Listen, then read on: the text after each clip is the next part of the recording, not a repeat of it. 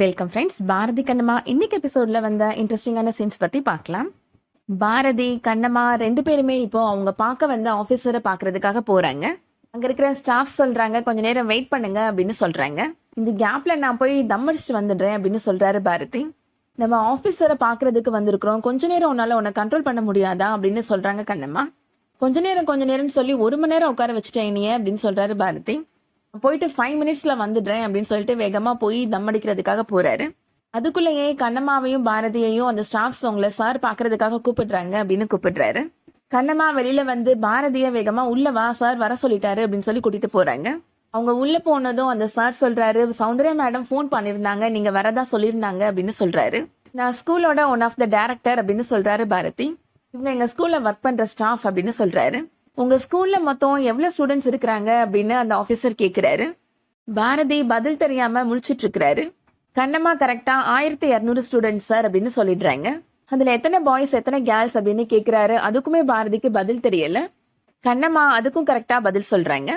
உங்க ஸ்கூல்ல hostel students எத்தனை பேர், அதுல எத்தனை பாய்ஸ் எத்தனை கேர்ள்ஸ், உங்க ரூமோட சைஸ் என்ன, ஒரு ரூம்ல எத்தனை பேர் ஆக்குபை பண்ணிருக்காங்க, இந்த மாதிரி நிறைய கொஸ்டின்ஸ் கேட்டுட்டே இருக்கிறாரு ஆபீசர். பாரதிக்கு எதுக்குமே பதில் சொல்லல. ஆனா கண்ணம்மா எல்லாத்துக்கும் டான்னு கரெக்டா பதில் சொல்லிடுறாங்க. என்ன சார் நீங்க டைரக்டர்னு சொல்றீங்க, உங்களுக்கு ஒரு பதில் கூட தெரியல, இவங்க கரெக்டா பதில் சொல்றாங்க அப்படின்னு சொல்றாரு அவரு. இல்ல சார், நான் பதில் சொல்றதுக்கு முன்னாடியே அவங்க சொல்லிடுறாங்க அப்படின்னு சமாளிக்கிறாரு பாரதி. அந்த ஆபீசர் இப்போ அந்த ஃபைல் எடுத்துட்டு வாங்க அப்படின்னு சொல்லி சைன் பண்ணிடுறாரு. வெளியில வந்த உடனே பாரதி வேகமா சௌந்தர்யாவுக்கு கால் பண்றாரு.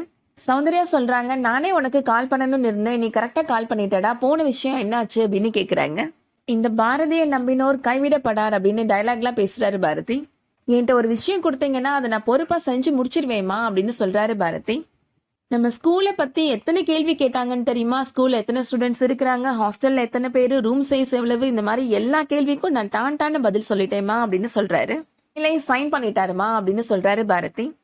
சௌந்தர்யா சொல்றாங்க பாரதிட்ட, நான் உன்கிட்ட ஃபைல் மட்டும்தான் கொடுத்து அனுப்புனேன், அவங்க ஏதாவது கேள்வி கேட்டா உனக்கு சொல்ல தெரியாதோன்னு நினைச்சிட்டேன்டா அப்படின்னு சொல்றாங்க. கண்ணம்மாவும் புது ஸ்டாஃப், அவளுக்கும் எதுக்கும் பதில் தெரியாது, போய் நீ ஏதாவது கேள்வி கேட்டா முடிச்சிட்டு இருக்க போறையோ நினைச்சேன்டா அப்படின்னு சொல்றாங்க சௌந்தர்யா. நல்ல வேளை நீ பொறுப்பா எல்லாத்தையுமே தெரிஞ்சு வச்சிருக்கிற அப்படின்னு ரொம்ப சந்தோஷப்படுறாங்க. பாரதி போன்ல பேசிட்டு இருக்கிறத கண்ணம்மா கேட்டுட்டு இருக்கிறாங்க. இதெல்லாம் எனக்கு ஒரு ஜுஜுபி மேட்ருமா அப்படின்னு சொல்றாரு பாரதி. நம்ம ஸ்கூலை பத்தி கம்பெனிஸ் பத்தி எதுவும் நான் தெரியாம சுத்திட்டு இருக்கிறேன்னு நினைக்கிறீங்களாமா, ஆல் டீடைல்ஸ் ஐ நோமா அப்படின்னு சொல்றாரு. கண்ணம்மா பாரதி பேசுறது கேட்டு சிரிச்சிட்டு நின்றுட்டு இருக்கிறாங்க. ஆபீசர் கேட்ட கேள்வி எல்லாத்துக்கும் பதில் சொல்லிட்டு நான் கையெழுத்து வாங்கிட்டு வந்துட்டேன்ல அப்படின்னு சொல்றாரு பாரதி. ரொம்ப சந்தோஷம்ப்பா, நீங்க பார்த்து பத்திரமா ஊருக்கு வாங்க, கண்ணம்மா பக்கத்துல இருக்கிறாளா அப்படின்னு கேக்குறாங்க. எங்க இருக்கிறானே தெரியலமா, நான் போனை வச்சிடுறேமா, அப்புறமா கூப்பிடுறேன் அப்படின்னு சொல்லிட்டு பாரதி போனை கட் பண்ணிடுறாரு. முன்னாடி திரும்பி பார்த்தா அங்க கண்ணம்மா நின்றுட்டு இருக்கிறாங்க. போன்ல பேசின மொத்தத்தையும் கேட்டுட்டியா அப்படின்னு ஆக்ஷன்ல கேக்குறாரு. கண்ணம்மாவும் ஆமான்னு சொல்றாங்க. பாரதி கண்ணம்மாட்ட சொல்றாரு, ஆபீசர் என்கிட்ட கேட்ட கேள்விக்கெல்லாம் நான் பதில் யோசிக்கிறதுக்கு முன்னாடியே நீ சொல்லிட்ட அப்படின்னு சொல்றாரு. எல்லா கேள்விக்கும் எனக்கும் பதில் தெரியும், ஏதோ நீ ஆசைப்படுறேன்றதுக்காக தான் நான் அமைதியா இருந்தேன் அப்படின்னு சமாளிக்கிறாரு. கண்ணம்மா சொல்றாங்க, எனக்கு எல்லாமே தெரியும், ஏன்னா நான் உங்க பக்கத்துல தானே உட்காந்துருந்தேன் அப்படின்னு சொல்றாங்க. இந்த டீடைல்ஸ்லாம் உனக்கு தெரிஞ்சதுனால நீ அறிவாளினும் நான் முட்டாளனும் நீ நினைச்சுக்க கூடாது அப்படின்னு சொல்றாரு பாரதி. அப்படிலாம் இல்ல சார் அப்படின்னு கண்ணம்மா சொல்றாங்க. நமக்கு 7-8 பிசினஸ் இருந்துச்சுன்னா அதை பத்தின எல்லா டீடைல்ஸும் நம்ம தெரிஞ்சு வச்சுக்க முடியாதுல்ல, அங்க வேலை பாக்குறவங்க தான் தெரிஞ்சு வச்சுப்பாங்க ஒன்ன மாதிரி அப்படின்னு சொல்றாரு. நீ ஊருக்கு போனதும் எல்லா கேள்விக்கும் நீ தான் பதில் சொன்ன அப்படின்னு அம்மாட்ட சொல்லக்கூடாது அப்படின்னு பாரதி சொல்றாரு. சரிங்க சார், நீங்க ஆபீசர் கேட்ட கேள்விக்கெல்லாம் பதில் சொல்லி ரொம்ப டயர்டா இருப்பீங்க, வாங்க போய் ஒரு டீ குடிச்சிட்டு வரலாம் அப்படின்னு கூப்பிடுறாங்க கண்ணம்மா. போற வழியில அந்த ரவுடி பசங்க நிக்கிறத பார்த்து பயப்படுறாங்க கண்ணம்மா. அங்க நிக்கிற ரவுடில ஒருத்தன் சொல்றா, ஹோட்டலுக்குள்ள நுழைஞ்ச எங்களோட ஆளை பிடிச்சு கொடுத்துட்டீங்கன்னா நாங்க பாத்துட்டு சும்மா இருப்போமா அப்படின்னு கேக்குறான். பாரதி சொல்றாரு, ஹோட்டல்ல தனியா இருக்கிற பொண்ணுட்ட வம்பு பண்ணவன போலீஸ்ல பிடிச்சு கொடுத்தா கூட்டாளிகள்லாம் சேர்ந்து வந்திருக்கிறீங்களா அப்படின்னு கேக்குறாரு. நான்லாம் ஊர்க்காரன், அடிச்சா நீங்க தாங்க மாட்டீங்க, ஒழுங்கா ஓடி போயிருங்க அப்படின்னு சொல்றாரு. இந்த ரவுடி சொல்றான், ஓ உயிரை காப்பாத்தணும்னா நீ இங்க இருந்து ஓடி போயிரு அப்படின்னு சொல்றான். நீங்க 4 பேர் இருக்கிறீங்க, 4 பேரை 4 நிமிஷத்துல நான் காலி பண்றேன் அப்படின்னு சொல்லிட்டு பாரதி ஃபைட் பண்ணிட்டு இருக்கிறாரு. அந்த டைம்ல பாரதியை குத்துறதுக்காக கத்தி எடுத்துட்டு ஒரு ரவுடி வரான்.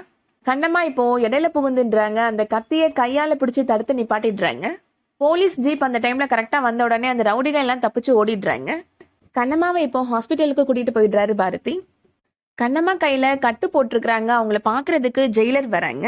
என்னோட வீட்டுக்காரர் கால் பண்ணியிருந்தாருமா, அவங்க ஆஃபீஸ் வாசல்ல ஏதோ ரவுடி பசங்க சண்டை போட்டதுனால உன் கையில அடிபட்டுருச்சுன்னு சொன்னாரு அப்படின்னு சொல்றாங்க. நம்ம வீட்டுக்கு வந்த பிள்ளைகளாச்சேன்னு பதறி போய் பார்க்க வந்தேம்மா அப்படின்னு சொல்றாங்க. டாக்டர் என்னம்மா சொன்னாங்க அப்படின்னு அவங்க கேக்குறாங்க. கையில வெட்டுப்பட்டிருக்கு, பெயின் கில்லர் கொடுத்துருக்காங்க மேடம் அப்படின்னு சொல்றாங்க கண்ணம்மா. ரொம்ப ஸ்ட்ரெயின் பண்ணக்கூடாது, தண்ணி கையில பற்றக்கூடாது அப்படின்னு சொல்லியிருக்கிறாங்க மேடம். 3 நாளைக்கு அப்புறமா மறுபடியும் ட்ரெஸ்ஸிங் பண்ண வர சொல்லியிருக்காங்க மேடம் அப்படின்னு சொல்றாங்க கண்ணம்மா. பாரதி சொல்றாரு, கத்தியால யாராவது குத்த வந்தாங்கன்னா நீ சத்தம் போட்டு அலர்ட் பண்ணிருக்கணும் அப்படின்னு சொல்றாரு. இல்ல அவனை பிடிச்சி கீழே தள்ளியிருக்கணும், இல்ல கீழே கடந்த கட்டை எதையாவது வச்சு அவன் கையில அடிச்சிருக்கணும் அப்படின்னு சொல்றாரு. அதெல்லாம் விட்டுட்டு கத்திய கையால பிடிச்சிருக்கிற, நீ எல்லாம் படிச்ச பொண்ணு தானே, உனக்குலாம் அறிவில்லையா அப்படின்னு திட்டுறாரு. கண்ணம்மா சொல்றாங்க, நான் மட்டும் தடுக்காம இருந்தேன்னா இந்நேரம் நீ உயிரோடவே இருந்திருக்க மாட்டேன் அப்படின்னு சொல்றாங்க. உன் உயிரை காப்பாத்தினதுக்கு நன்றி கூட இல்லாம இப்படி பேசிட்டு இருக்கிற அப்படின்னு கேக்குறாங்க கண்ணம்மா. அவன் அட்டாக் பண்ண வரும்போது நான் என்ன சாப்பிட்டுட்டா இருப்பேன் அப்படின்னு சொல்றாரு பாரதி.